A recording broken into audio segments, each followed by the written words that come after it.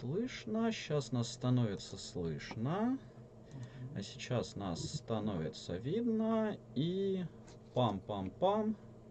Мы в эфире. Всем привет, друзья. С вами снова Граникон-2021. Второй день нашего Граникона. И с нами Адам Квапинский, автор таких хитов, как Немезида, Владыки Эллады, Frostpunk Board Game. И у нас был пост, где вы задавали вопросы, и сейчас все эти вопросы мы зададим Адаму, ну точнее, как мы задаст мой коллега Юрий. Вот, Адам на них ответит, будет перевод. Плюс, если вы сейчас смотрите, у вас возникают по ходу какие-то вопросы, вы также можете их задавать в комментариях на YouTube. Ну и по старой доброй традиции, если проблемы с картинкой, проблемы со звуком, проблемы какого-то еще рода, обязательно пишите на YouTube в комментариях. А мы начинаем. Погнали!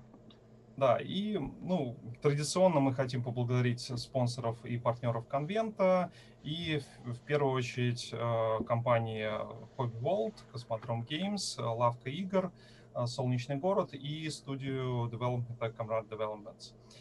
Их логотипы вы можете видеть внизу, а также вчера у них у всех были презентации, и вы можете посмотреть видео про компании, их контакты и то, с какими интересами к ним можно ходить. Спасибо им большое за поддержку и за те возможности, которые они дают. Okay, now we can start. Adam, hello. Hello, hi everybody. It's an honor for us for you to be here. Thank you very much for coming, and hope you will. The questions will not boring for you. I hope the answers will not boring for people, so that's more important. So I will ask a question and when translate. And now I will translate our short conversation at the moment. Итак, я поздоровался с Адамом, поблагодарил его за то, что он прибыл, и он сказал, понадеялся, что вопросы не будут скучными, он в ответ пошутил, что надеется, что ответы не будут скучными. So let us start from the questions about game development. And the first question is that all of your games are complex games. This is advantage and disadvantage in the same time. Is it your deliberate choice, and are you planning on making game with a simple gameplay? Yeah, it's not exactly that all my games are very complex. I think most popular of my games are very complex. That's true. But I also make a couple of games that are much simpler than Nemesis, Lords of Hellas, Frostpunk, and so on. For example, I think the last small game I make was In Between. A couple of years ago, and it's a small 2 players card game. So this was the last small games that was published. It isn't a choice to make big games. I just follow my idea, follow what I want to create in a moment, and sometimes is a big game, because if you try to create some science fiction claustrophobical horror like Nemesis, it probably will be a big game if you want to catch the theme. But there are lots of games that can be simpler, and some of them will be published even this year. I, for example, create a small game, Knockdown, with Awakened Realms Light, and it's like a translation of 2D video fighting games. So also mostly 2 players game, when you have one fighter and try to knock down the other one. There will be also some, for example, Eurogame or Eurogame origins with board and dice, and it's medium weight, I will say. So lots of different games. I think it's only because the bigger game of mine are most popular, and that's all. Okay, thank you. I will now translate. Я буду сейчас говорить как бы от лица Адама.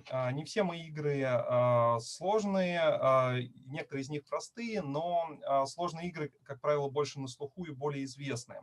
Как минимум из таких последних игр, которые получались несложными, это In Between,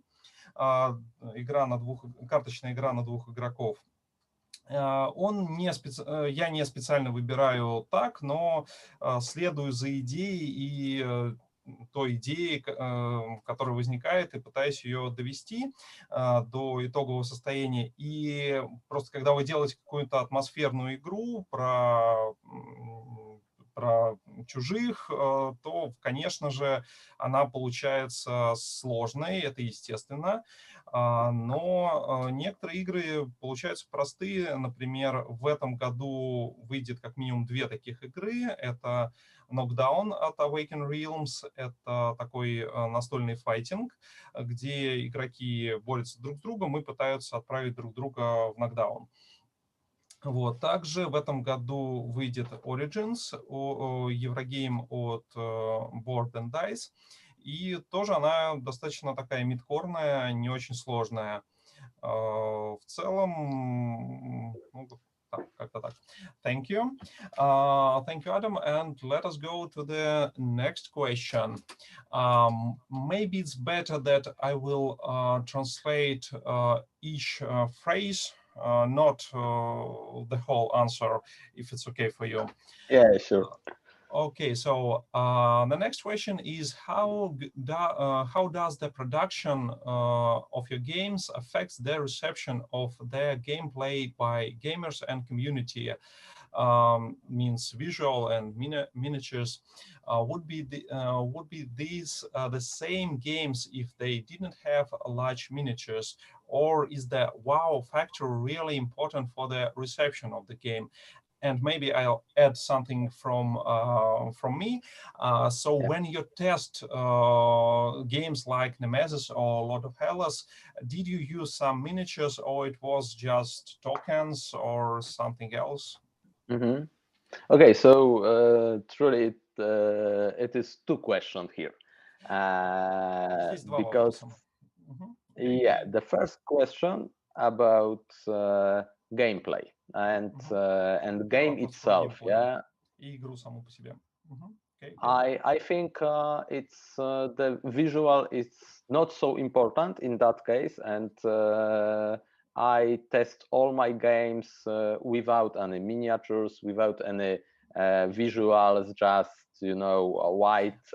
white cards with text. Oh, just a moment. Some technical issues. I can't hear last 5 words maybe, and I will translate that part of your words. Соответственно, Адам считает, что его игры не настолько сильно завязаны на миниатюры и графику, и, собственно, тестирует он их без миниатюр.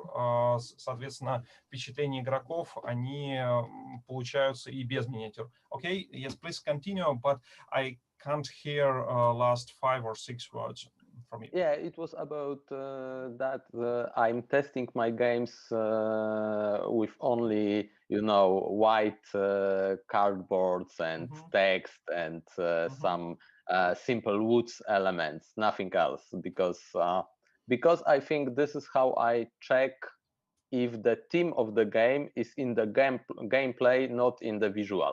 And this was especially important when I test Nemezis. So. Окей, thank you. И когда он, собственно, тестирует, используя исключительно там просто карточки с текстом и какие-то такие подставочки простые в качестве миниатюр, и Он считает, что это важно, потому что именно игровой процесс должен увлекать не без графики, без вот миниатюр. Это должно работать и быть интересным. Okay, please continue. Yeah, so this was the first part of the question, but the other part is about reception itself. Это была это по сути ответ на первую часть вопроса про то, как это происходит, и вторая часть вопроса это то, как игроки принимают. Okay. Yeah, and if we talk about reception, the visual, the miniatures, and all that stuff is, in my opinion, very important because you know, first somebody have to see the game and want to play it. Only after that he will know the gameplay. So it's hard to you know, advertise game with only gameplay because we are humans, and what we see is very important for us. Okay. И что касается того, как игра воспринимается игроками, тут он считает очень важным, конечно, графику и миниатюры, потому что мы выбираем игры во многом, видя их и видя какой-то визуальный продукт. И, собственно говоря, это очень важно для продвижения и продаж игры, то, что она выглядит хорошо. Okay, thank you. Please continue. Yeah, but there was one situation when the size of the miniature was important, and as I said before, I test Nemesis with only simple elements. So the queen was just wooden disc, a little bigger wooden disc, but you know, it's not very terrifying to see wooden disc. Окей, и, например, он сейчас расскажет о ситуации, когда размер действительно был очень важен, и вот, как он уже сказал, он тестировал с какими-то простыми компонентами, и, в частности, королева, например, была деревянным диском, пусть и большим, но всего лишь деревянным диском, и это не страшно увидеть деревянный диск. Окей. What happened because of that was that when you know, people see the queen on the board, the wooden disc, they try to kill it. And if you play Nemesis, you know it's not the best choice you can make when the queen appears. So it was how it works before miniatures. И здесь, соответственно, игроки, когда видели вот этот большой деревянный диск, который был королевой, они не воспринимали его как угрозу и пытались, как что-то серьезное, и, соответственно, пытались атаковать королеву. И, как вы знаете, если вы играли в Немезиду, то это не самая хорошая идея просто пойти и атаковать королеву. И, соответственно, когда это не было миниатюркой, то игроки воспринимали это гораздо проще и пытались атаковать. Okay. So first time when I test Nemesis with miniatures, and you know, players just draw from the back the token, and I put the queen miniature on the table. It was totally different reaction, and you know, they just asked me how to flee from that.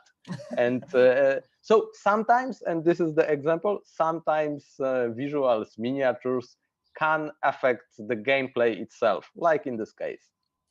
И, соответственно, когда уже на первом тесте, то есть долго тестировалось с деревянными дисками, и когда, наконец, уже на первом тесте с миниатюрками игроки вытащили жетончик, который заставляет вывести королеву, он достает королеву из там специальной упаковки, и все такие, как от этого можно сбежать?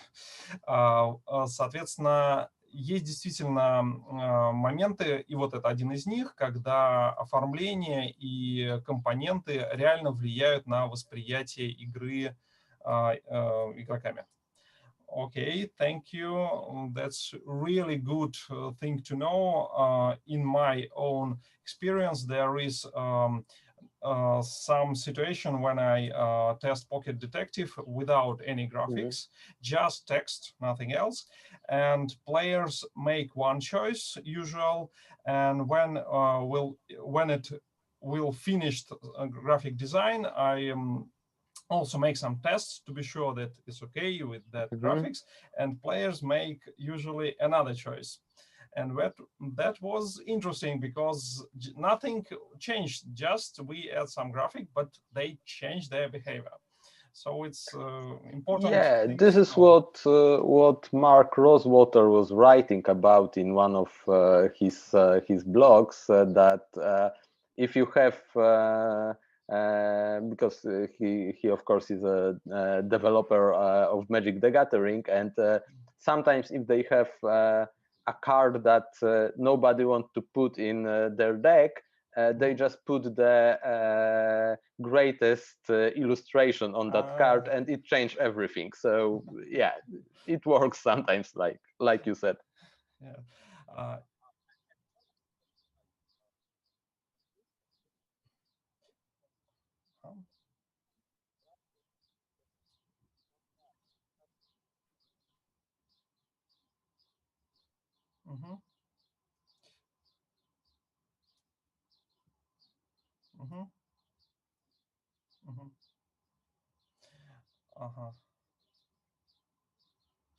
Okay, and Alexei said the interesting idea in the comments that our viewers are asking to not translate at the moment, and afterwards we just add subtitles. Yeah. Yes. Okay. I think it's a good idea. I think it's really... great. It's a great idea. Yeah. Yes. Yes. One second, я тогда скажу это сейчас людям. Уважаемые коллеги, кто нас смотрит, приняли решение, что переводить сейчас не будем, потому что очень большие паузы получаются. Мы предлагаем тех, кто может смотреть на английском, продолжать смотреть, потому что дальше вся беседа пойдет на английском. А для тех, у кого с английским проблемы, тем... Так, меня плохо слышно, да? Хорошо. Еще раз повторяю, сейчас дальнейшая беседа пойдет по-английски, потому что очень много пауз. И для тех, у кого нет проблем слушать беседу на английском, продолжает слушать ее на английском. Для тех, у кого есть проблемы слушать беседу на английском, для них мы сделаем перевод, субтитры просто чуть позже. Я продолжу смотреть комментарии в чате. Комментарии в чате можно писать на русском. Если, вы можете воспринимать устную речь, но вы можете писать вопросы, комментарии по-русски, я их смотрю. Коллеги, тогда продолжайте на английском, и дальше мы просто вкрутим субтитры. Okay, so let us continue just in English without the pauses.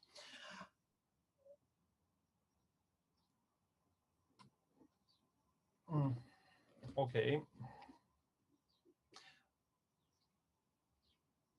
Okay, I will talk more loud. I because think I understand. Because there is some desynchronization.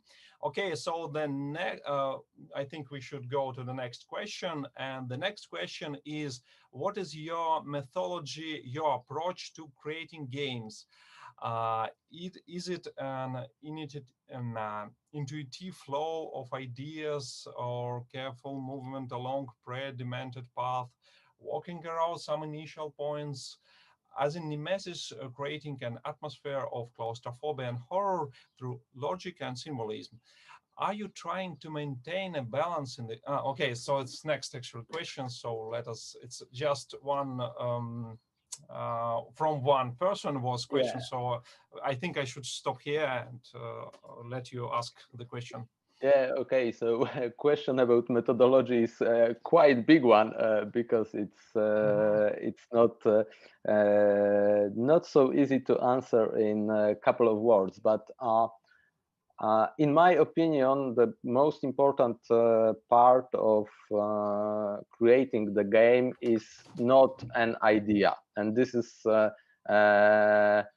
this is the thing what can you know, other people thinks otherwise, but in my opinion, idea is worthless.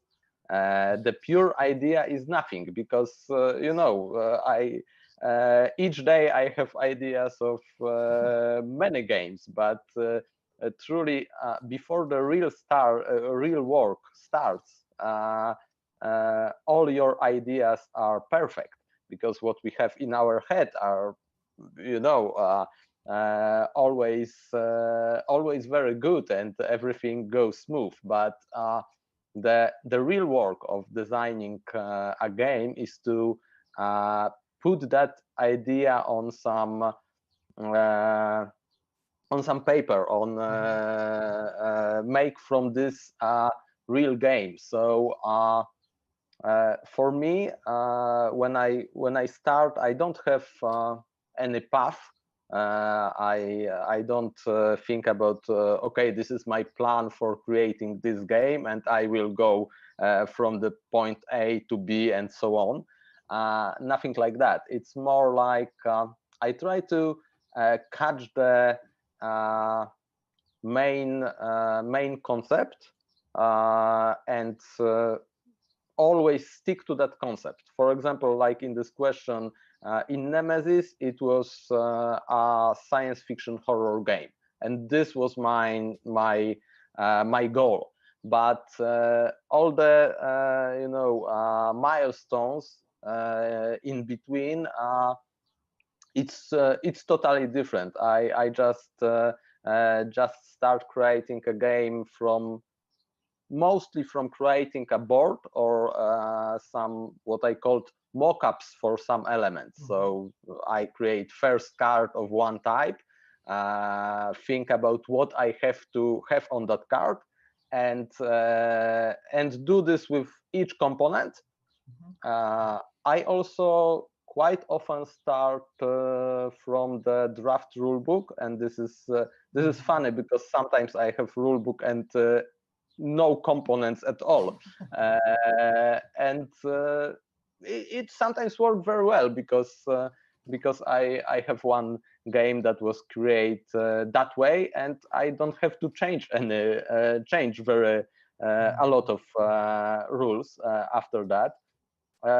So truly the path is very depending on a game, but the most important thing is to start working on a game, not thinking about idea, working on a real game, creating first prototype, first components or rule book, anything that is kind of material, yeah, that we can share that with somebody else, not only by talking our thoughts, because it's not good idea. And for many people I know that told me, oh, I want to design a game, I have game idea, and they can talk about that idea for many hours, and it never works, because if they stick only to that, only to talking about that idea, you know, you can meet the same guy after 10 years and he's still talking about the idea of making a game, and that's not how it works. Yes, it's truly, I can sign on all your words. It's completely my experience. It's really and actually I know that if we take one idea and give it to different game designers, they do completely different games, Yeah, from the same exactly. idea, even from the same components. Really, it can be quite different true. games. Yeah. Okay. And so then let us go to the next question. Are you trying to maintain a balance in the gameplay to make it clear for players but non-trivial? And can you share some tips about it? Oh yeah, it's tough one. I love elegant gameplay. I know that if you play only Nemesis or Lords of Hellas, you probably think, okay, yeah, sure, you make big complex games with lots of rules, so I don't believe you. But truly, I try to make games as simple as possible, but still, of course, I have that main idea I was talking about earlier. So for Nemesis, it was that claustrophobical science fiction horror, and I try to do this, keeping the rules still quite clear. But of course, the team there was more important than keeping the rules simple. But I think what is most important in that part of designing is to create some core mechanism. One important core mechanism that you have in your game, and when you have it, don't start to add lots of different mechanisms to that. Don't make a game like something that you stick another one. Okay, maybe add deck building. Okay, so let's add worker placement, card drafting, and so on and so on. It's not good way to design a game, in my opinion. It's if you have good core mechanism, try to make it visible for players, because you can add more things to your game because of, for example, team sticking to that core mechanism. And the great example of that is Through the Ages from Vlada Chvátil. Yeah, it's of course complex game, it's big game, but still, if you compare this to the video game Civilization from Sid Meier, it's quite simple. And the main mechanism in Through the Ages is really very simple. You take cards and you play them in different ways, but everything is on that cards. He didn't add, I don't know, different mechanism for example, building wonders. No, the wonders are on the same cards. You take them quite the same way. So this is how it should work, in my opinion. Have core mechanism, and don't add everything you think will be great to that, because it will not, probably. Okay, thank you. It's really it's also in my experience is the same things that you should make it clear, but sometimes you have to add something to make the game more deep, for example. But it's better to try to use less component, less things. Okay, so yeah, of course, what you say. I think deepness of game is not dependent of the complex of the rules, because if you play Go, for example, okay, it has very simple rules, and yes. It's quite a deep game. So I think it's more about what you want to achieve when you talk about the team, because okay, Go is a deep game, but it's abstract game.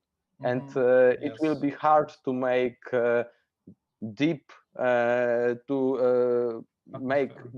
and simple game about something where team is important. So I think this is the line. Yes. I know. I see what you say. It's yes. When you make something thematic, atmospheric, then you have to add different components. It's very hard to avoid it. I maybe know the Grizzled game about the First World War.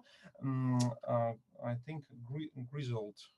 It's I don't think I it's know a that French one. game about first Okay. very simple on cards. When you on your turn, you just play one card from your hand, and there are symbols on the cards. And if we have three symbols in a row, everybody lose. And this is Okay. very simple, but very thematic. But it's an exclusion. It's very hard to achieve such a thing. Yeah, Really. that's hard to achieve, and always when I see that kind of design, I'm impressed. So yeah. Yes.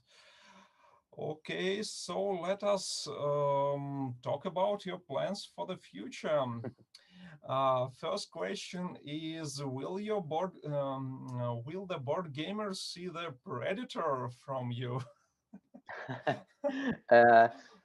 Probably not, and probably nothing even close to that, because truly I'm yeah, you know, I am fan of Alien, and that's quite obvious. But what is more important for me, I'm a fan of science fiction claustrophobic horror, and it's not only Alien, it's also, for example, Blind Side from Peter Watts. It's also Sphere from I don't remember the author, but there was also a movie. So I'm not so much fan of you know, action movies like Predator. I like them. I can watch it, but you know, Alien or Sphere is a movie I watch a couple of times, and Predator just once, and that's how it works for me. So. So I don't think I ever make game close to that, and I think we have lots of you know, action games like this. Yeah, it will be hard to make something really unique in that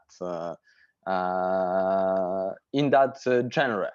Of course, the unique of Predator itself can be translated to a board game, but I have no plans about something like this. Okay, and what is your dream project? Maybe a game based on some specific book or movie, or maybe it's not a game at all, but something else. Will you have some dream?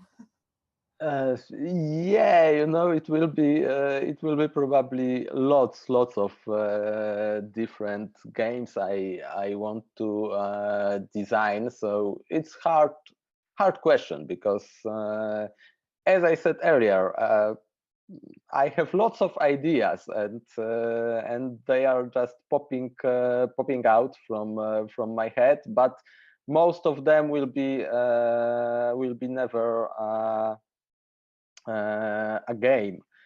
But there is one game I'm working on from, I think, 6 or 7 years now.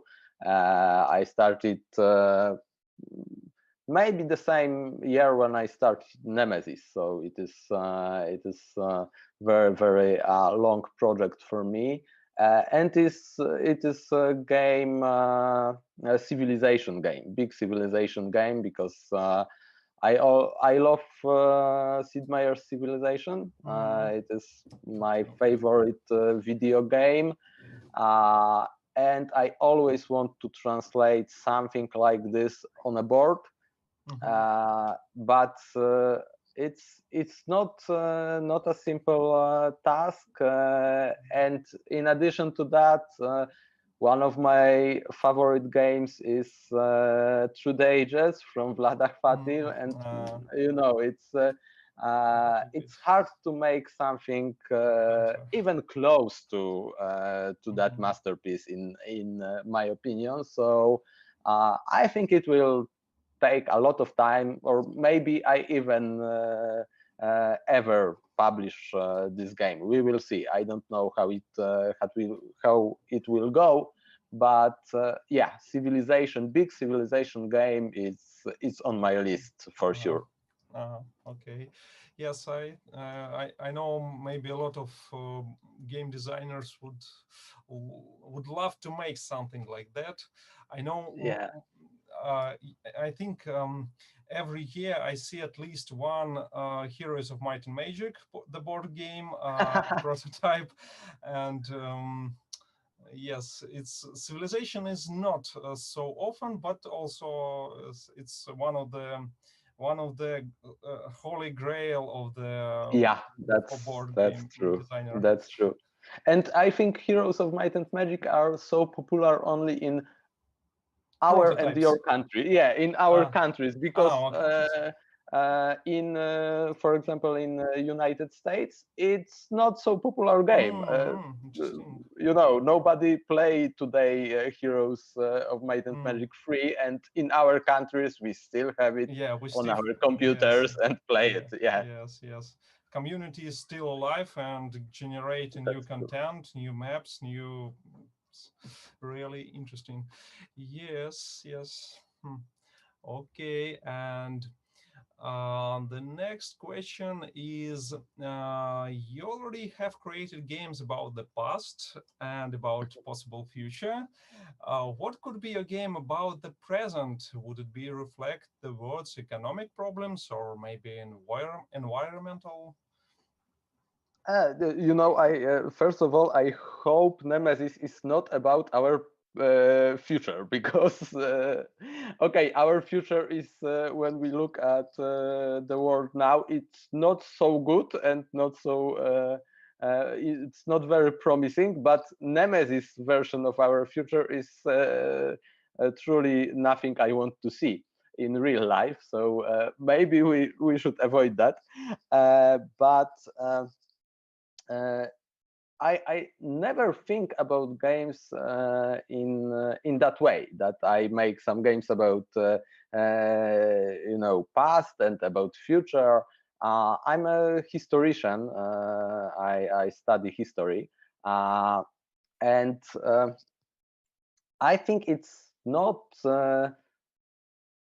important if we are creating a game about past or future, because any game we create, it's imaginary world in some cases, because you know, even historical games, that past don't exist today. We have no connection to that past other than by people's memories and books and text. So you know, it's not so important. What is important for me is to catch the team. And when you talk about nowadays problems, maybe, yeah, I think it can be very very interesting. And for example, environmental problems can be translated to the game, but I think I have to find a very good way to do that, to make a game about problem like this, because you know, I don't want to make it trivial, to make it too simple, because that problems are huge in our worlds. And I think the main problem nowadays is that all problems are very simplified for people. You know, we hear from media very simple version of the real problem, and if we hear the simple version, we will look for very simple solution, and that's not a good way. So so yeah, I have no problem with more present oriented games. I just don't find a team yet, and you know, the idea how to do this. Yes, I see. And now, actually, the Nikolai Zolotaryov, the person who actually make the most job of collecting questions and translating them, he finished his demonstration on his demonstration of his game, and he is now with us. Nikolai, hello. Hi. And Hi, Nikolai. and I think it would be right to continue that he will continue asking question because he collected and translated. Okay. So I'm still here, but now let us, Nikolai, talk with you. Thank you very much, No Yura. problem. It's my pleasure to meet you, at least virtually, Hello, Adam. Nick. I was listening for like your conversation with Yura, and it was very fascinating, I would say. I just have a few follow-up questions on the last one.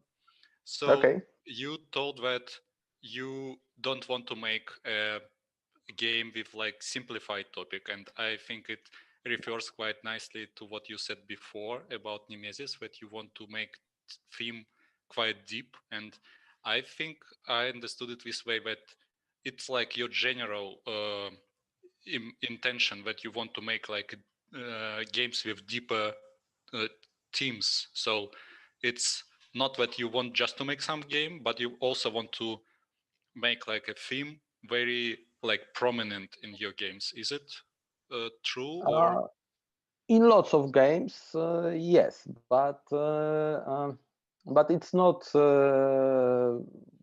not kind of my way of designing. I don't see this that way.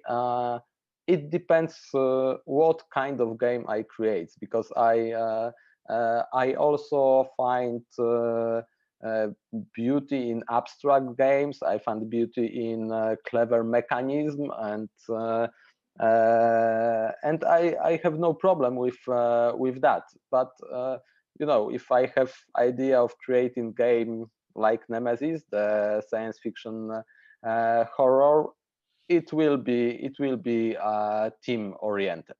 But there are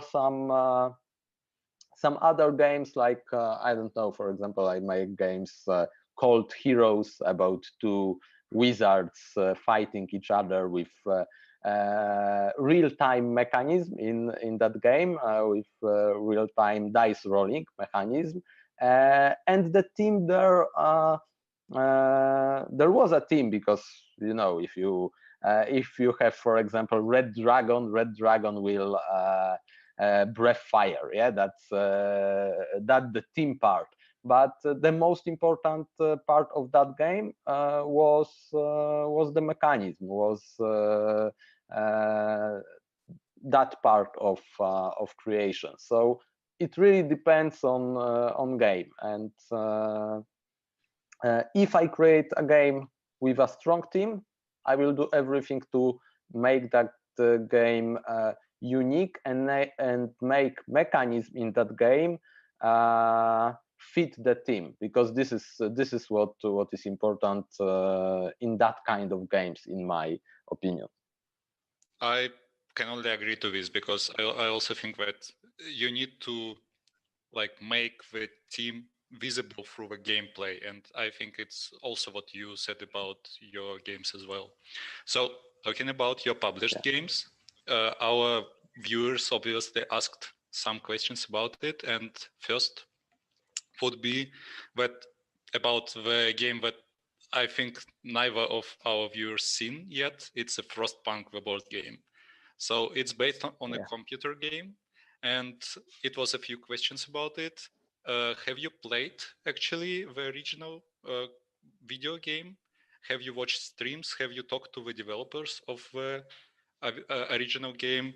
And what your general attitude about computer games?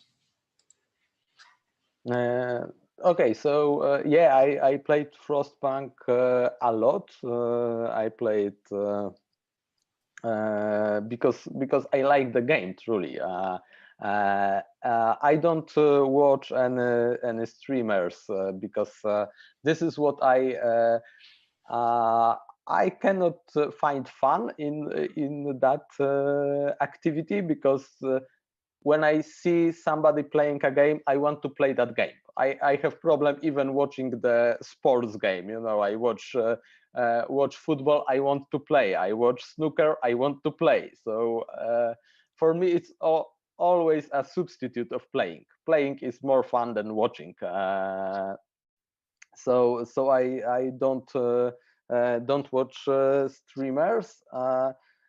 About the developers, yeah, we were talking. We showed them our games in different stages. So this was quite important, because I want to hear if it's okay, if the spirit of their game is in that board game, if they can see it, because if you take another people's work, it's important that they know how it works, and they can see that, okay, this board game is this is a board game about Frostpunk. This is it. Yeah. So so about that questions, and about my my attitude to computer games, I play everything what I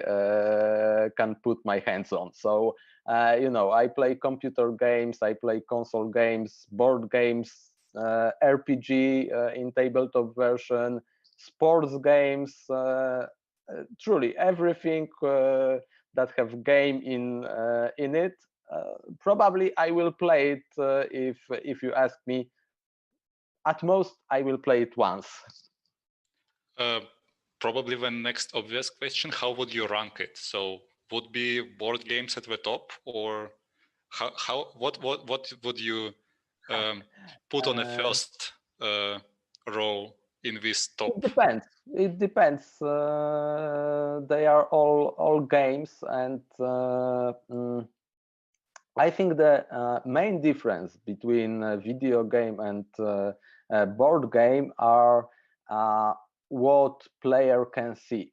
Because in board games, we in terms of mechanism, in board games we see pure design, because everything have to be very clear, because there is no hidden rules for us, because we are the people who control this and have to maintains all the elements, and this change a lot when you play those games and when you design those games compared to video game, because in video game it gives you another tools to do things. Sometimes it's not very good for games. Sometimes I think nowadays some video games lost the focus on design itself, because and I'm talking about AAA games. Some of them are very wide but not very deep. It's for me that's not games I like very much, because I think it's more of the same. Yeah, I don't need biggest world ever. I will be walking around about 300 hours. It's not very interesting. I can play a couple of hours if the gameplay is interesting. But of course, also video game have very powerful tools to bring the story to the players, and they are, in that case, they are better than board games, because they have better tools to do that. And lots of video games can be more linear, because not everything is visible, and they can do different stuff. But I cannot compare in whole board games to video games, because we have good video games, bad board games, and opposite, so it depends. Okay, going back to Frostpunk, like our viewers want to hear something about some details about development, and more specifically, you mentioned that you have interacted with creators of video game. So have they controlled, have they force you to make some decisions, or it was just feedback? So it follows. So what you made follows the theme and like logic of the original game, or they can force you to do in some particular way? No, probably if if they don't like what I make, probably we will have to change the game, because even if I think about myself as an author, I don't want to make Frostpunk the board game with people who create Frostpunk that think it's not Frostpunk the board game. So even because of that, but surely they like what they see, and they know the difference between the medium, and that was very important with that cooperation, because sometimes the most problematic part is to tell people who create video game that we have different tools, what I said earlier. And for example, in Frostpunk the board game, we don't have steel. There is one scenario with steel, but mainly there is no steel in the game. We use only wood as a construction resource, because the steel wasn't very crucial for the gameplay and the game itself, because it was just a little different construction material. Yeah. And in the video game, it's not a problem. You have another variable that is controlled by computer, and that's all. In board game, it makes a game bigger, it makes game more complex, and in my opinion, in that case, it will not add any depth to that game. So for example, we have no steel, and as I said, developers of Frostpunk, original Frostpunk, understands the difference between mediums. So it was very, very good cooperation. We get some feedback from them, but it was like normal feedback from people who know more about designing games. So it was helpful, but I don't feel that I was forced to do something. Yeah, they were okay with our way of designing Frostpunk. Sounds like you have quite a good cooperation and communication between you and the creators of original game. Yeah, we talk a lot when we cooperate, and I think we understand each other. So it was good cooperation. Now we go to the question about not so good cooperation. So how many times have you pitched Nemezis to different publishers, and how many of these attempts failed? This is a funny question, because when I start creating Nemezis, I have my own publishing house, because with my colleague we create in 2012 we create Historical Games Factory. That was the name of our company, and we published some historical games we made. That was the idea. That was my start in the industry, and during that time I start working on Nemezis, and I know that this game we will never publish this game in Historical Games Factory, because there is some problem with team and putting that in historical team. So when I start designing Nemezis, I never think it will be published truly, because in past years the game the industry was totally different than nowadays. So the game was too big, too expensive, and very hard to produce. That was what I see. So I think I work on it about 3 or 4 years before I even walk to any publisher. And after that time, I talked with Rebel. This was my first pitch. It wasn't very good, but but they played game after that. They played the prototype, and it was much better than my pitch and my talking, because it always worked for me like that. I just have to stop talking and ask people to play the game. It's much better.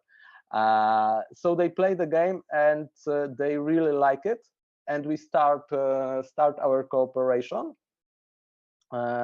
After that, after I think 2 years, and after Awaken Realms and me start cooperation with Lords of Hellas,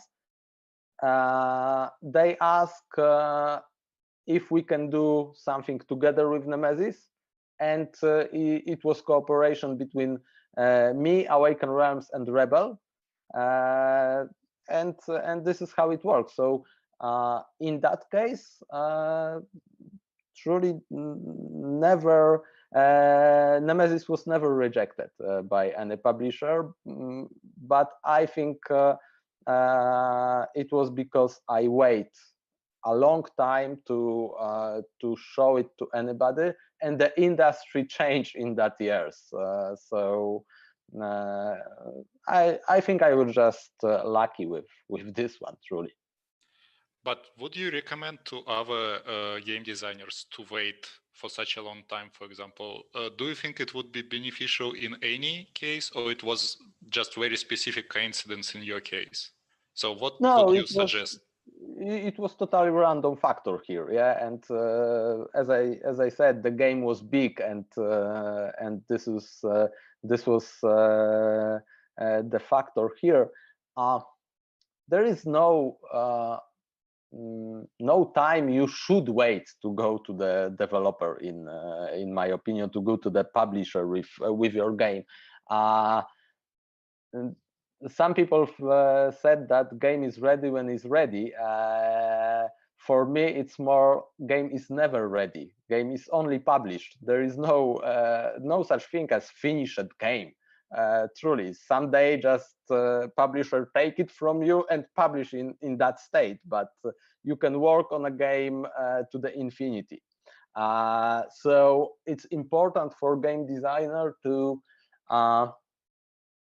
find the spot when you think the game is ready enough, and you don't want to change anything, add anything to that game. You don't think you can work on it any longer, making it better, because there is a point when you, if you work on the game longer, you will make it worse.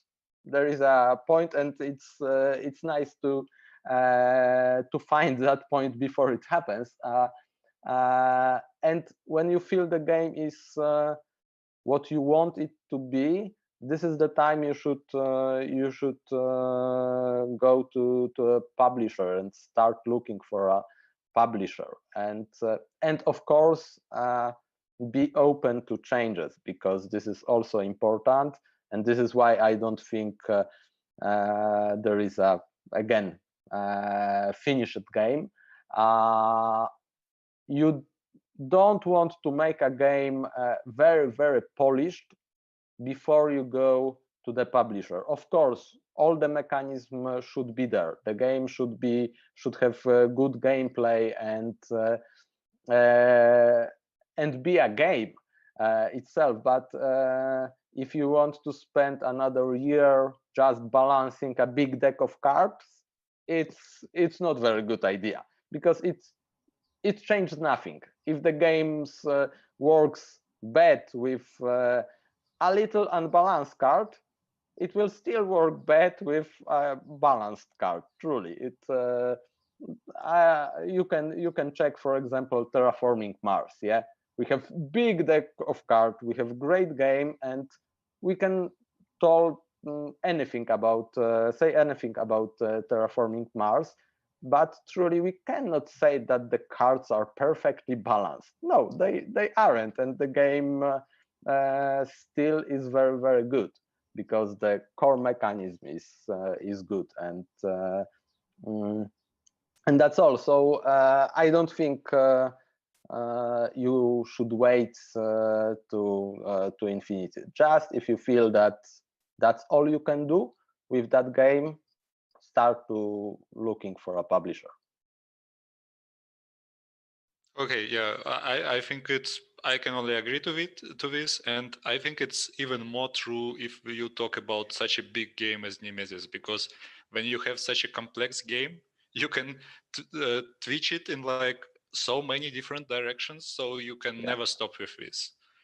Yeah. So our next question is not so much about game design and more about like the name of the game. So one of our viewers is interested what the game of Nemezis what is related to. So options are goddess, asteroid, special operation, or maybe even something else. Okay, this is the simple. This is of course Greek goddess of vengeance, and yeah, I love mythology, all of different mythologies. I'm fan of Celtic, Norse, Greek mythology, so it was quite easy for me. I'm also quite bad with names, so Nemesis is probably the only game I'm named, and it's quite cool because truly, I named, for example, heroes, and for any game designer, it's very bad idea to make that that typical name for your game. Heroes is not a good game, because if you put the word heroes into your Google or into BGG, you will find, I don't know, maybe 100 games with heroes in the name. So don't go that way. Yeah, coming back to Nemesis, it was with Greek mythology, and of course there is also a small tradition, I will say, that all spaceship from pop culture are from Greek mythology names. So we have Prometheus, we have Theseus from other book, and so on and so on. So I want to make it also like this. Yeah, I actually just remembered that another prominent Polish game designer. I heard this story from the blog of Ignacy Shevchik. So he wrote that they have published Theseus game really because they wanted to use Pandorum as a name, but Pandorum is so overused, so they decided to go just for another. Yeah, it was game by Michał Oracz, so exactly, we know each other, and he's truly a big fan of science fiction and horror movies, and he saw lot of horror movies, sometimes very, very bad horror movies. The horror movies you never heard about, he probably watched it, and yes, he has a fan. We talk about that names, and we have a lot of laugh because of Nemesis and Theseus and all the stuff we create in that genre. So you followed the same like tradition of naming space team games. You know, it was my way to honor the genre I love. Yeah, this is how it works. So yeah, I think it works perfectly in this case, because you really just hearing this name, you already can predict that it's either some Greek mythology or some space horror or something like this. You can really hear something alien related in this name. I can only applaud to you for this choice. Thanks. So then we have a couple of questions that not related to any specific topic. And first would be, can you tell us about your first game, the first game that you created, and how old were you at this moment?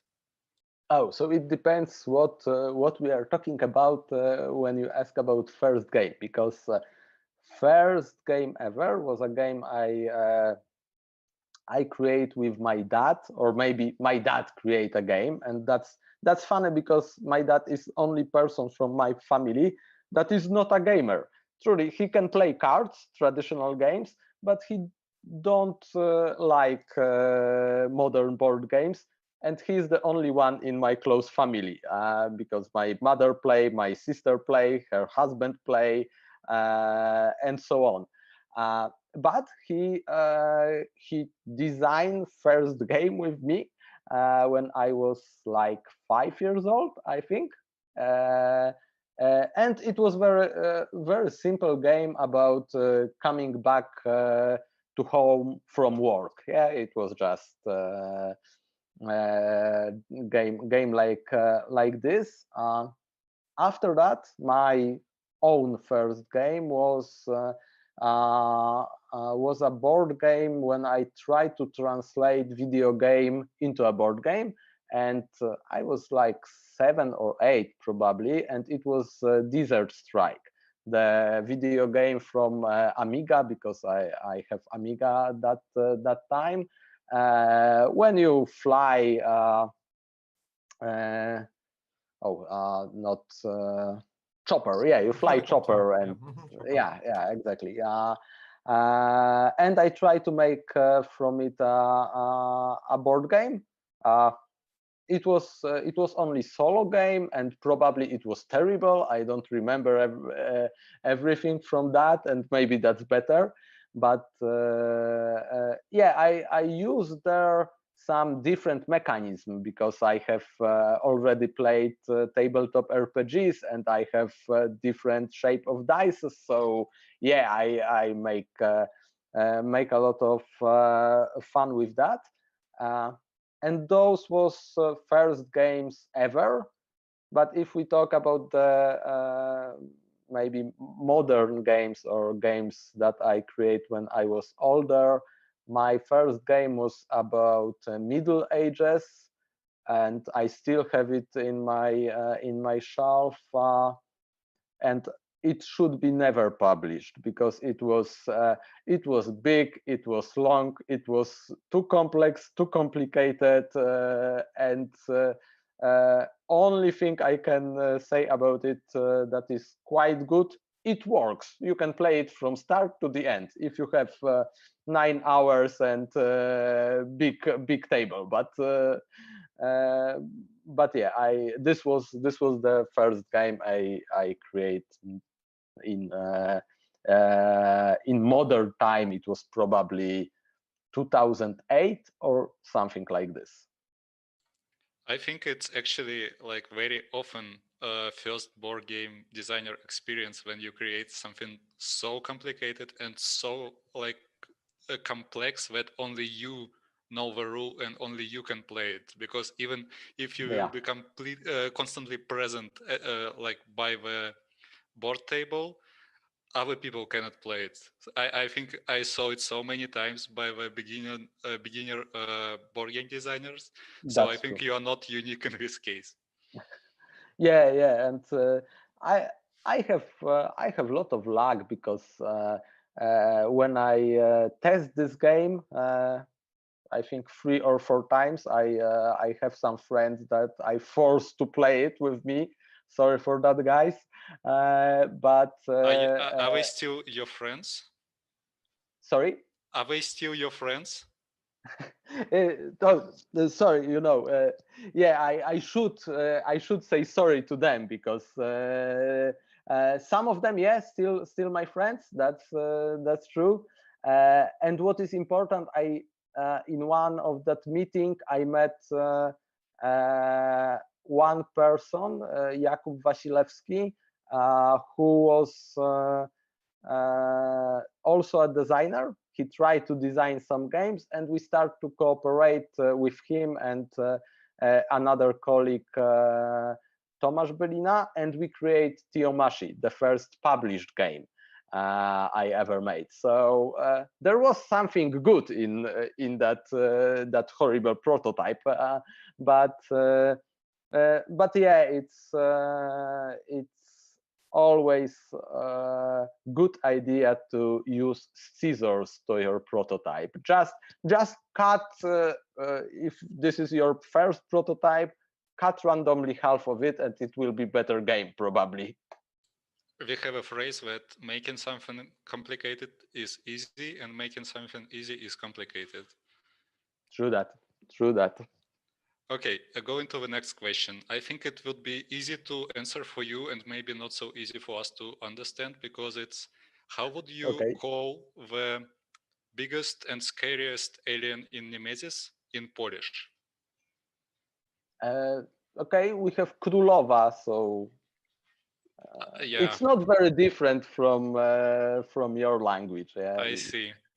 I think the person who asked this question was hoping for some more complicated and scary sound word.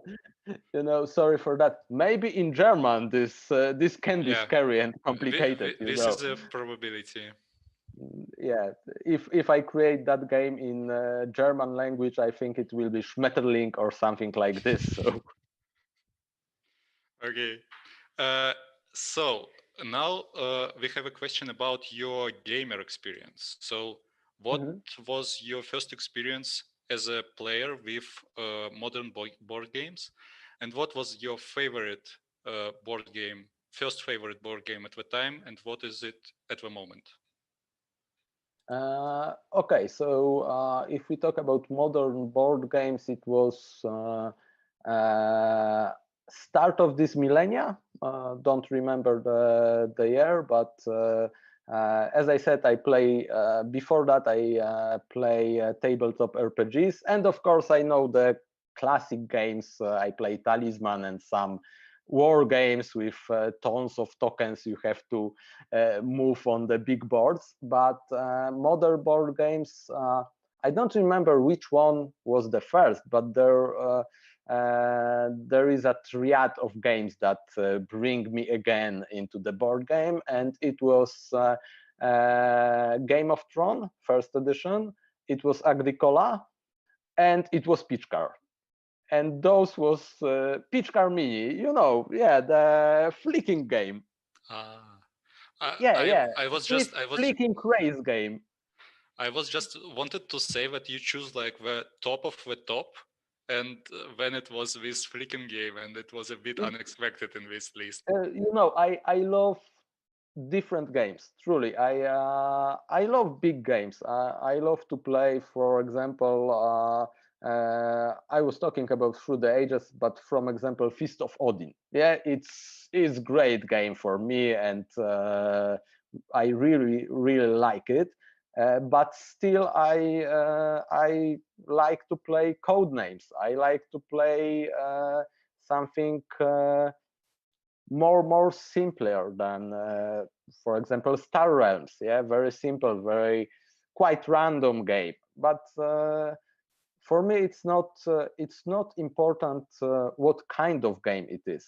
For me, it's more important, is it good in what that game wants to bring to the table. Yeah.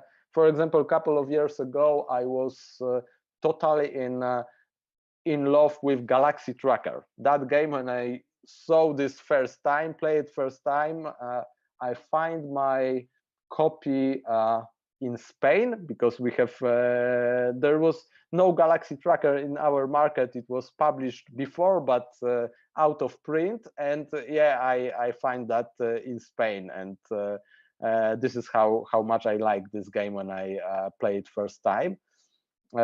So it is also hard to answer what is my favorite game. Yeah, it really changed, and if you ask about my favorite designer, it will be probably Vlada Chvátil, because he creates so different games, and truly in different genre he hit the spot and brings great games. But if you ask about a single game, it's too hard. But now probably it will be Feast of Odin, but probably after a couple of weeks, not anymore. So you actually literally guessed the next question. So it was sorry about. for that. No, I think it's great. You will receive like a star or I don't know, something as a reward.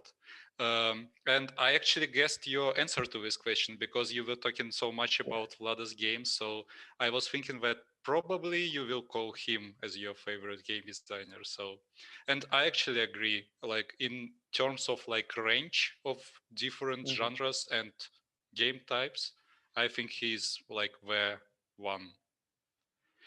Okay, because you already answered the next question, I'm going for the last one. And it would be like the classical question to any player who is familiar with board games. What would you choose, like super dry Euro game or very random and unpredictable Ameri game? It depends. I don't believe in that two types of game division, because it's this is not natural division, because nowadays, especially nowadays, maybe a couple of years ago it was working, but now it doesn't, because what is the main difference between random, maybe miniatures, and production quality? Okay, but nowadays we have I don't know, you take Tolkien for example, yeah, the first game with really crazy production quality if we talk about the weird mechanism, and it's still quite Euro if we check the other categories, yeah, it should fulfill. So I don't believe in that that categorization. I think it depends what the game brings. If we have, for example, randomness in game, but it don't give us what randomness can give, because randomness is just a tool, nothing else, just a tool for a designer. And for example, it can bring really great emotions, and that kind of emotions is very hard to bring in some predictable mechanisms.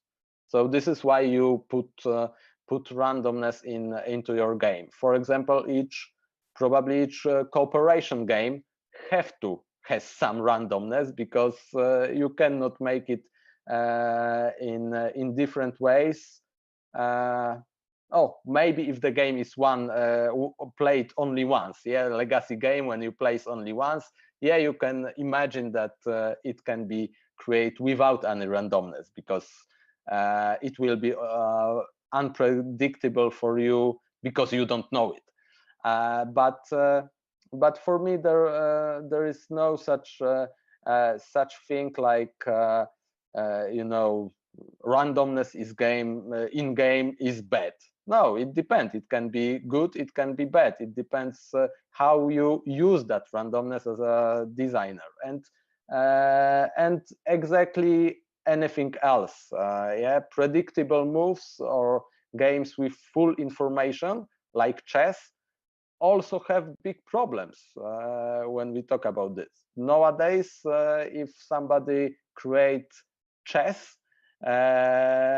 it will be not very good game. It will not have very good reception, because it is game when which is fun, but only if you find opponent in very close skills to yours. In any other case, you place one with that guy, and it's there is no way that next time the result will be different if the difference between your skills is big. So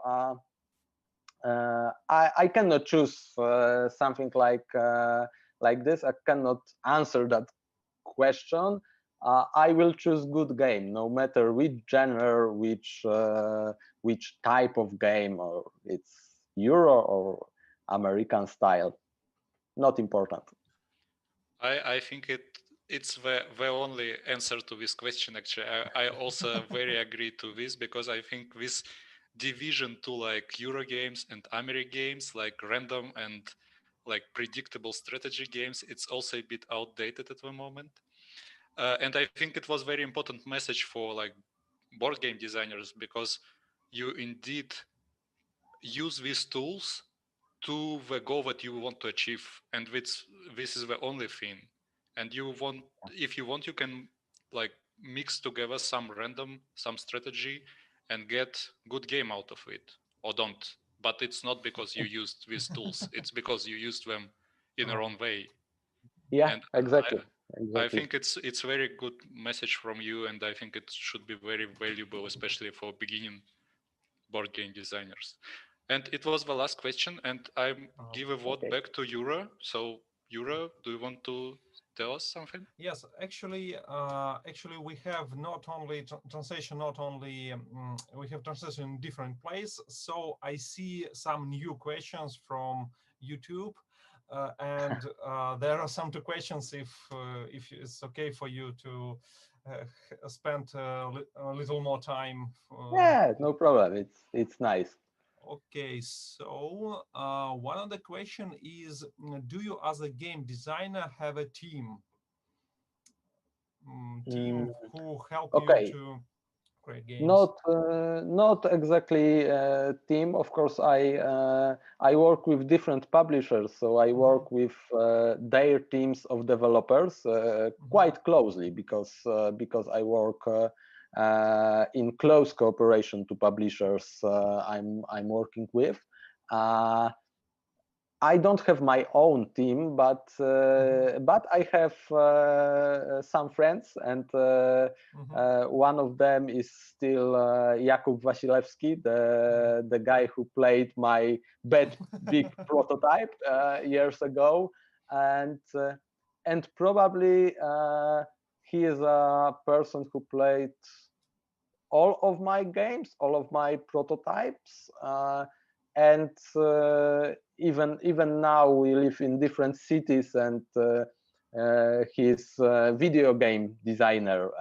He creates video games by his own, but we still try to find time to play our games. He plays my games, and it really helps, because this is the guy who brings the scissors to the playtest and just read out any unnecessary things I want in my game. So he still helps me that way. And of course, lots of my close friends that I test my prototypes with. But no one specific team. Yeah, just different friends, because I don't want them to hate me, so I have to change people who I show my prototypes. Okay, thank you. And I think the next question is, I don't know how you will ask for on it. How many people had been working on Nemesis? Oh God! Because I know how it works, and a lot of people are involved, and I think you don't know most of them. Yeah, I don't know some of them, maybe not most of them, because as I said, I work with my publisher quite closely, so I see most of them. I saw once most of them, but I think in Rebel it was like 6 to 8 people, and in Awakened Realms, because they make all the visual stuff and all the artistic part of that game, and they have lots of people responsible for that part. I think with them it will be like 40 or 50 people together if we count everyone from 2 publishers, and it's without the testers I played this game with during the 6 years of development, because this was that much. So more than 100. I can say more than 100, of course, excluding all people that were that was producing that game, because no idea how many people make that miniatures and cards and all other stuff. But yeah, of course. Okay, and there is probably the last question I should check, but yes, yes, the last question is: what game of yours is your favorite? Maybe even unpublished, and why? Always the next I will create. Yes, I expect something like that. That's what I can say. Yes. Okay. So thank you very much. It's really great for you to be here, and it was, I think, very helpful for our game designers who are watching our video, and I think it helps them to become better game designer, because it's really a life experience of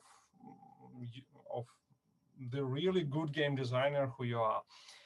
Okay, and so thank you very much. And also I would like to say thank you to Anatoly Skobelev, who actually make this possible. He contact to you, he transfer questions, that's do true. some other things. And as I say, Nikolai Zolotaryov, he make a great job to find those questions, to ask people to ask questions and translate them, and that was a really big job to do. Okay, so thank you very much. Hope to see you maybe not only online, but sometimes probably we can see each other in real life. It will be great. It was very nice to talk with you guys and have that kind of meeting with people from other country, with designers you have in your country. And what can I say? Good luck with all your projects, because I'm also gamer and I want to play good games. So if you succeed, it will be great for me, because I have games to play. Thank you very much. We will do our best. Okay, so Anatoly, would you like to say something? Yes, thank you, Adam. Thank you, Yuri. And Adam, actually, I have one more question. Okay? Yeah, sure. You can. You always can, because you make this happen. So yeah. Oh, thanks. Adam, how do you choose a publisher for a specific board game, including other countries? Okay, so this will be a little longer answer, but maybe it will be also helpful. First of all, I think that you should create a list of publishers that you think will fit to your game. So you just check if that publisher is have similar games in its portfolio. Yeah, this is the one criteria I make. The second one is to put these publishers in order according to where I want to publish my game. And again, if if you have games on your shelf and you think that games are good, that games are have good production quality and so on, it means that probably this is a good choice for you, because you think that that this publisher do his job well, and this is the most important criterion. Do not go to a publisher if you think that if you're not okay with what he does as a gamer, because it's a pity if you you know, see your games after it is published and you will be not happy because of the quality or something else. No, choose a publisher you really really want and you think is good on his work. And after that, I just start to contact the publishers, and this is again one more advice from me. I contact only with one publisher at a time, and only after that publisher reject my project, I go to the another. I don't send the same email to 10 or 20 publishers and waiting who will click the email first, because you know, this is not the way you should choose. And also, I don't think it's very I don't think it's totally fair with the publishers. I want to be fair with them, and if I write to somebody, it's really because I want to publish that game with that publisher. And this is how I start. So I have list of my prioritize if we're talking about different publishers, and start from the top of the list, asking them if they are interested. And now the one and probably only one good in the pandemic time is that we have tabletop simulator, and it's more popular nowadays, and it's much easier to show your game to any publisher, because what you want to do is to make publisher to play your game. If he is interested in the team type of game and so on, you want to play this game, and the best way is to play it with him, or just see how he plays it.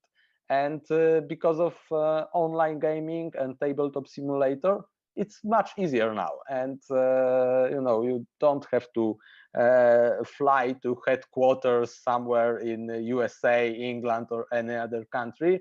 Now you write a mail, you ask the publisher if he's interested, and you try to invite him to play your game on tabletop simulator. So so this is how it works now, and I think it's really much easier. This year I talked with, I think, 8 new publishers than before, and this was only the last year with different games. But I think it's really great opportunity that we can find in that not very fun times. Okay, Adam, thanks for this checklist. Yes, and very thanks for the responsiveness and for having time and desire to cooperate with Russian board game community. Thank you, Adam. Thank you, Yuri, Nikolai. Okay. Yes, and thanks to Alexei, who make these technical questions are closed.